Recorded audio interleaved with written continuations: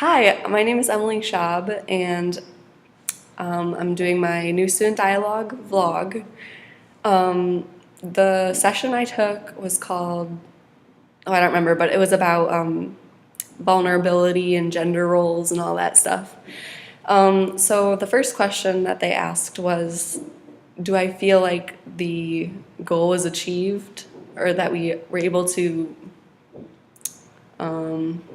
have a dialogue as opposed to a debate or a discussion or nothing at all, I guess, if people are too shy, I guess. Part two, share your observations of the dynamics of your group.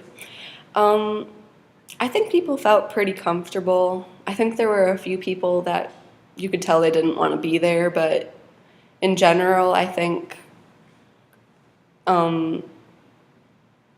everyone did not want to be there, but we didn't want it to be miserable either.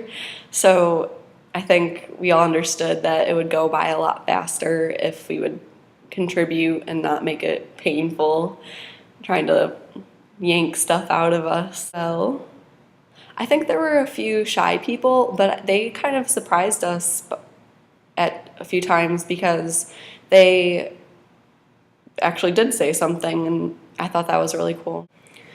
Another thing about the dynamic of the group, it asked whether there were really active voices, and I definitely think there were some of those people.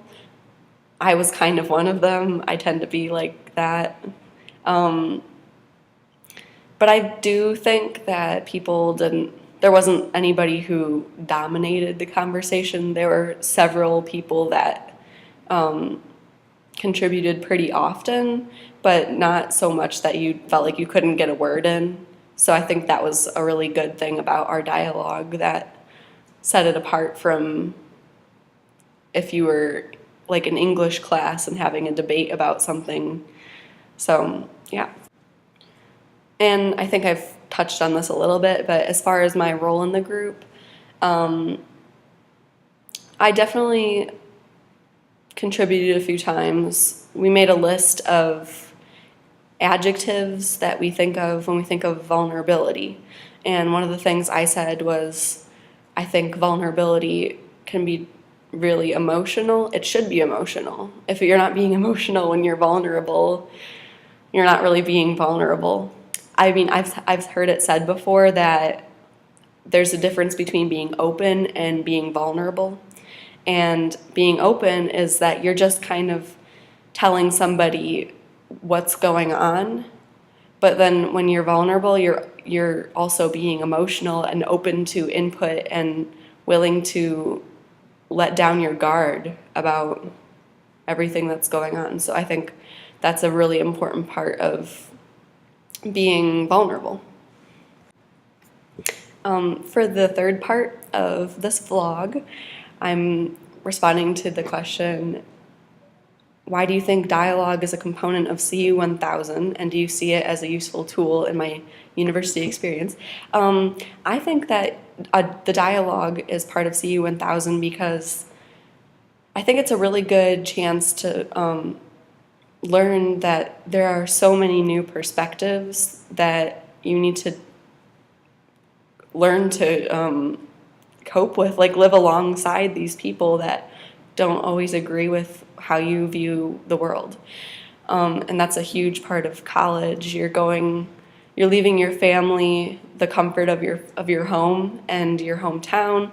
I'm from Chicago, and so I've had to adjust to a lot of different things here. I mean, like the food, people's accents, what they call stuff. I say pop, and everyone here says soda or Coke or whatever. And so, yeah, it's just been I mean, even if you're from Clemson or Seneca or something, college is definitely a big leap in your comfort level. And so I think that it's important for us to learn that early on. Also, I think another one of the second part of the question do you see dialogue as a useful tool? I think in high school, we mostly experienced discussion or debate. And then sometimes people whose voices are not as strong, they're not as ready to offer up their opinion about something, they might feel like their opinion doesn't matter. And I think that enforcing or straight up saying the rules of what a dialogue should be like was very good for those people that can now feel like their opinion matters, even if they're not the most outspoken person, because it totally does. I don't know, I just don't like it when that happens. I didn't like it when that happened in high school, and so I'm glad that's different here. For the fourth and final part of this vlog, I'm going to talk about any additional observations I made. And one thing I noticed that was really interesting, okay, well, I was definitely not looking forward to doing this dialogue, but once I got there, I realized that vulnerability is definitely a topic that I'm comfortable with talking about, and I deal with it on a daily basis because I'm a Christian, and I need to be open with people to confess like what's going on in my life, what sin is I've committed or whatever, and just to let people know what's really in my heart. And so to me, vulnerability is a really good thing. And it really surprised me to find out that a lot of the people in my dialogue did not see vulnerability as a good thing. And I really don't know why. I mean, I think it might be their past experiences, and I'm sure I've had bad experiences in the past with being vulnerable with someone and then being rejected for being vulnerable, but I don't think, I think my other experiences have won out over that. It hasn't been that scarring, I guess. So, yep. So I haven't really talked about the gender roles part that much. We focused more on vulnerability, I think. But I think we did do this activity where there was a spectrum of one side you agreed a lot and the other side you disagreed a lot. And so they had different things that, like, I feel comfortable when I'm around a guy who's crying. And I mean, I'm fine with that, I suppose. So I went to the agree. But a lot of people went to the disagree side. And I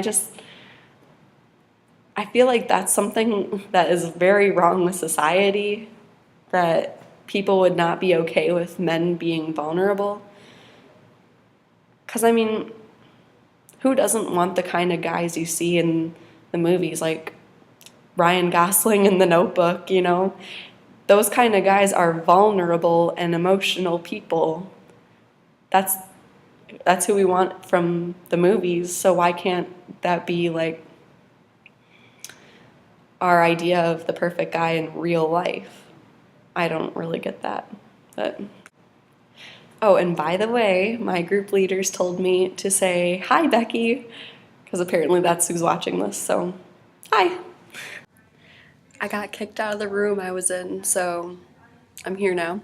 But I just wanted to finish up and say thanks for watching, and I think this is a really good experience. So thank you.